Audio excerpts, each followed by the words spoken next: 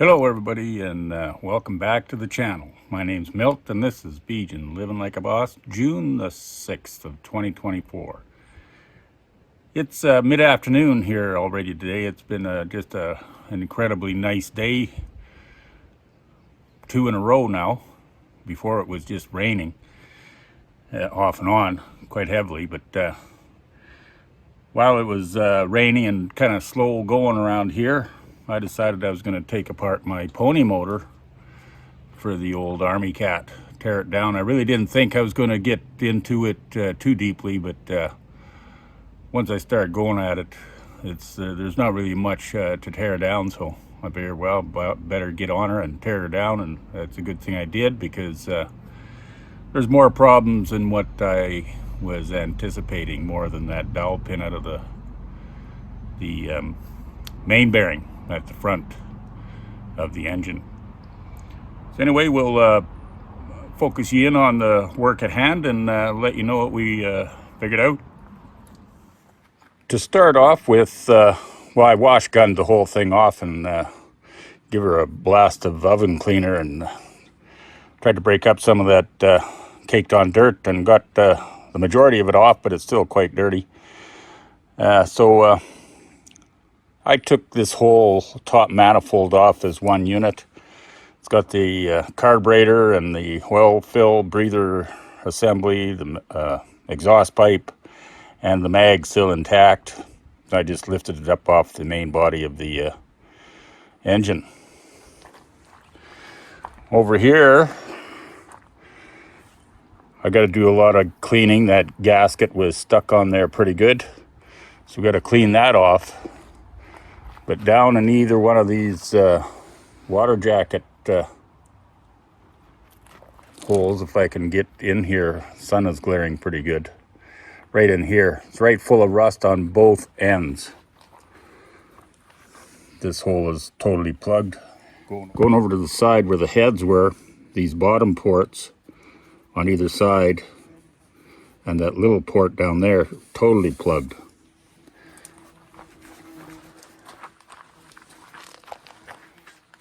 And the same thing on this particular side. Ports up on top are plugged. So pretty much plugged with rust over years of sitting around, probably just using water as coolant, never putting any antifreeze in it. Lucky it never got frozen as far as I'm concerned. It doesn't appear to be cracked. I got the valves and the little, whatever you call it, lifters popped out either side. A little sludgy inside the cavity here, both sides. Pulled the cam out, which is in good shape. We'll do a little bit of a close-up on that later. And we coming into this here area here, which holds the main bearing, and it indeed has spun, and the little dowel pin that was holding it was just left sitting on top of this area right here. It had the dowel pin just laying across those oil holes in that casting. So it never got dropped to the bottom and trashed around with the crank. It's in good shape. But the bearing is not in good shape. I'll show you what I mean. This is the main bearing.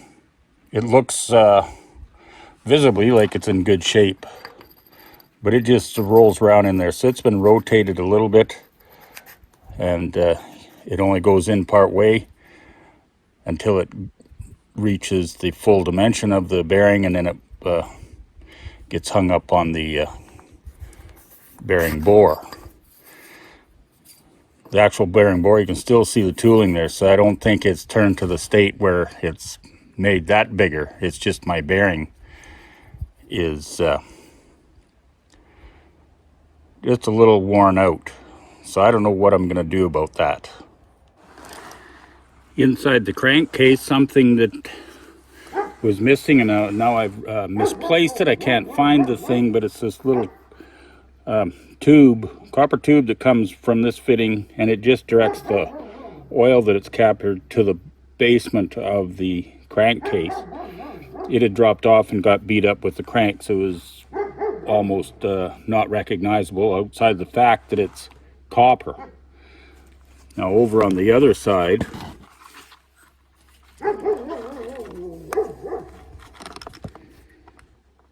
over on this side, there's another tube does the same thing.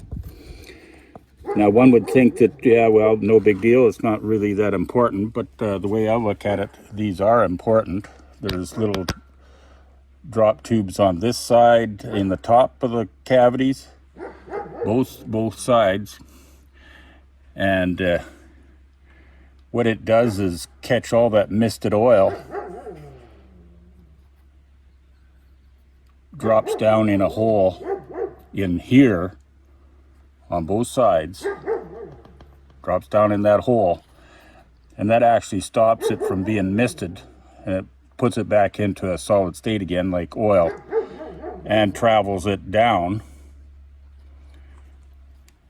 to the first cavity through this hole in the corner here, of which ties right to that initial copper tube here, changing all that misty oil into solid oil, and drops it to the bottom again so the crank can again splash it.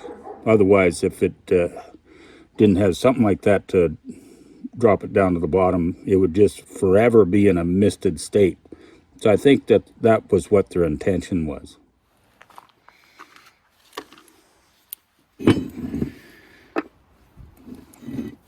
Going ahead and looking at my bearing, it goes in with this little notch toward the crank, and it's actually got a nice little fit there. There's very little clearance on it, or excessive clearance I should say, a couple thousandths or whatever, and I'm going to call that good. Inside is got a lot of carbon impregnated in it, but that's fine too, and in my book it's fine. And the crank is got some ridging, not really that bad. So I'm just going to go with that's good. Now to bring it back to the original size, I don't know if I can peen, you know, every little bit, put a couple of peens every half inch of travel around the bearing, and it'll bring it back up to size. I'm going to try that out first and see if that's going to give me a good result. The bearing on the other end is in really good shape. It's a lot cleaner. It doesn't have as much carbon impregnated into it. And the crank itself has got a nice smooth feel to it. The only problem on the crank, and I've already put a little emery cloth around it where this dark ring is, it's a little bit pitted. I polished it off, and then I'm going to replace this original seal to this modern seal, quite a bit narrower. It's half the thickness of this, plus this seal is standing out proud quite a bit of the bearing there. I know it's got to be away from the bearing to allow for oil to get down through this saddle hole, but I'm going to put it in a little closer, like maybe 1/8 or 3/16 of an inch inward, and that'll hopefully run the lip over on the edge of this dark circle.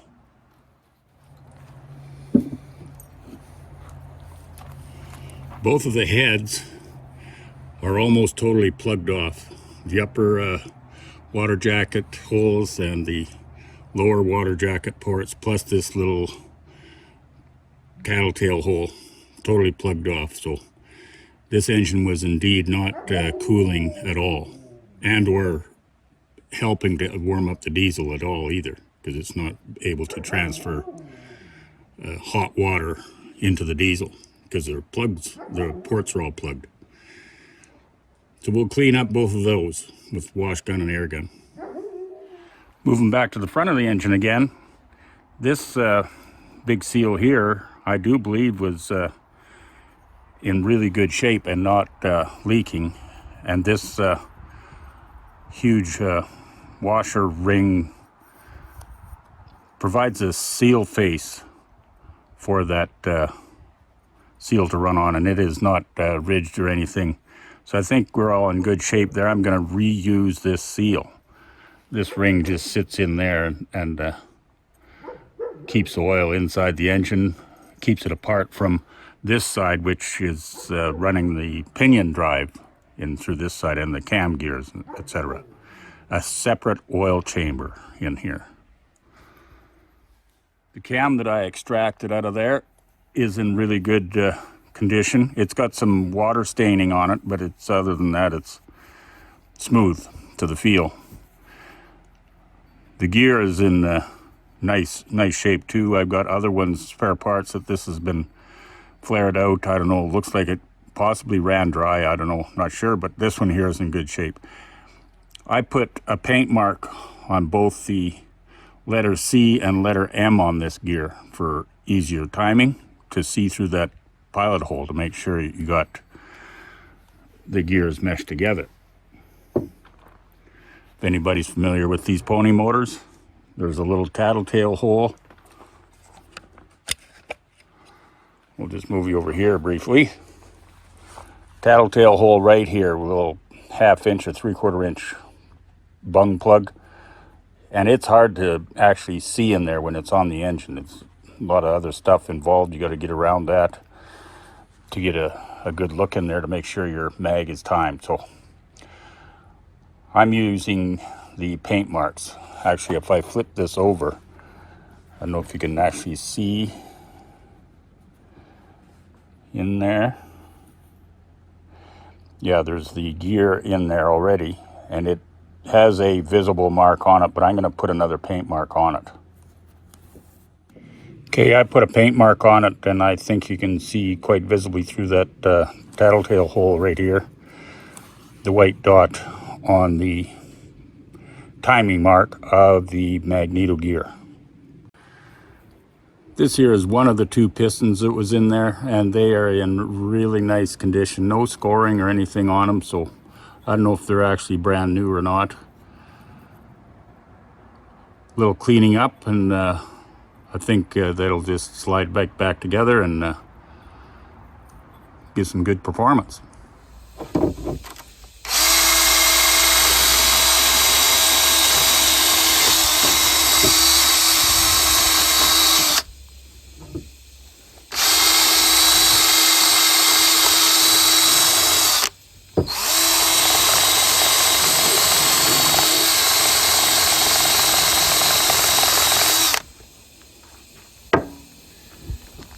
Pretty evident that the engine was plugged up for a while, and this head here in particular was running with excessive heat. It's burnt the paint off and give it a reddish hue to it, so it's really got hot in this area.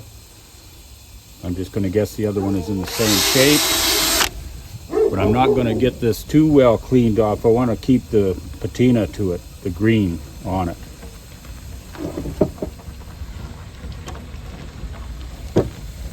This one here does not have the same overheated area, so it wasn't as plugged, but anyway, that's the damage that was done to that.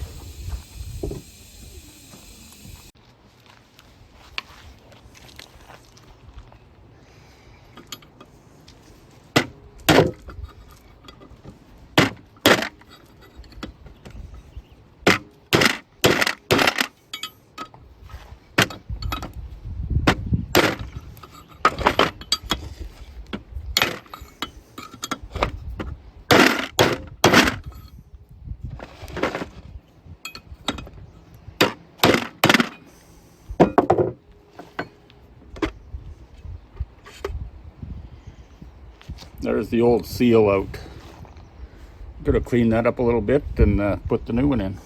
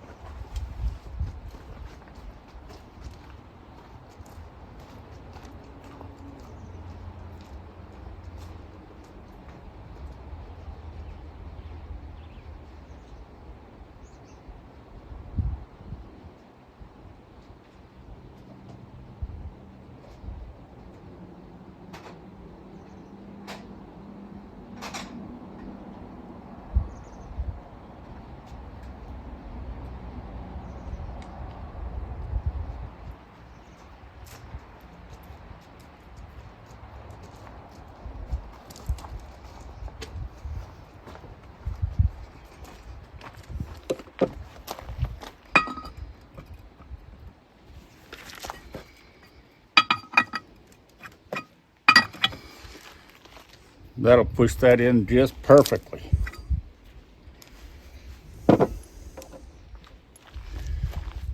I don't know why, but most people on these YouTube videos, when they're installing something there, they always quote the part number, SKF17484. Comes in the box like that.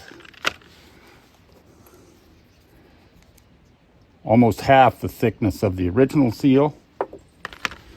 And down in here, I can see where the old seal was. I thought I'd be able to get it down deeper, but it's going to have this land that's only going to go as deep as that. So hopefully it'll make a difference on the crank where the lip of the seal runs.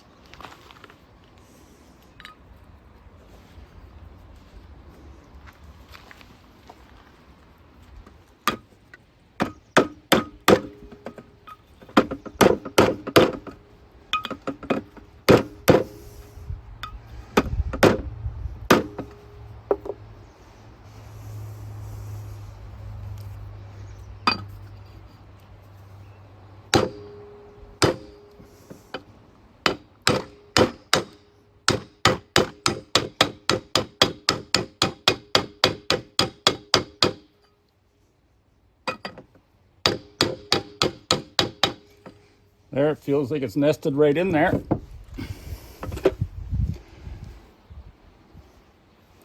Looking good. We'll try it out on the crank.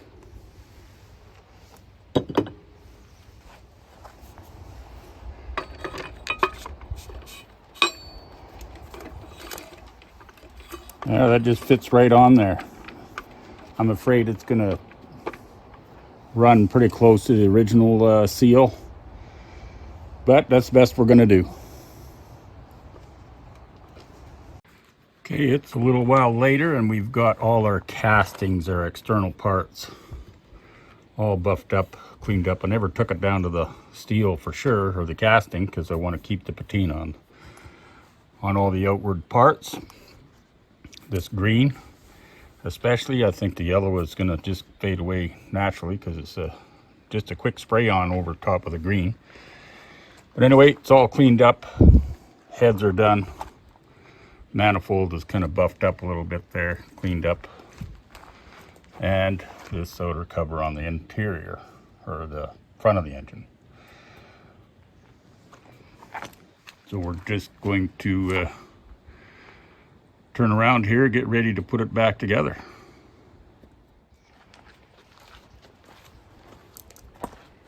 It's going to be a wrap for this video. We got it all cleaned up and we're just going to get things in place here, start making gaskets and putting things back together. Hopefully get it back on this cat here sometime this afternoon. Time will tell. We'll catch up to you later. Bye for now.